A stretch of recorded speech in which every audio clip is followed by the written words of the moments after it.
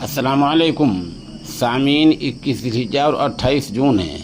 ख़बर का उन्वान है मैं किसी से नहीं डरता हूँ। ये वीडियो आप सुने। ये वीडियो ऑल इंडिया मजलिस इत्तेहादुल मुस्लिमीन के सदर जनाब असदुद्दीन ओवैसी साहब की है, जो हकीकत पर मबनी है। मेरा बस एक और प्रश्न है, और वो ये है कि शपथ ग्रहण के दौरान आपने जय फिलिस्तीन कहा और आपके खिलाफ केसेस हो गए हैं।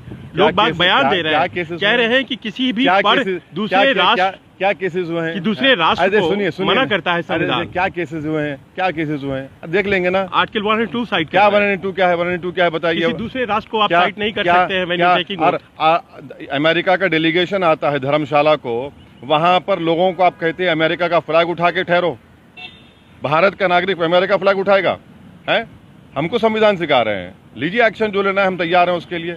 जाएंगे, जनता में जाना पड़ा तो। अगर आप अपनी हठधर्मी दिखाएंगे, डिक्टेटोरियल काम करिए ना। कौन कर रहा है? संविधान हमको भी थोड़ा वो आता है। आपसे कुछ पूछा गया है इस बारे में? कौन पूछेगा हमको? नहीं, यहाँ चेयर से या जब पूछा जाएगा जब बोलेंगे। अभी कौन पूछेगा?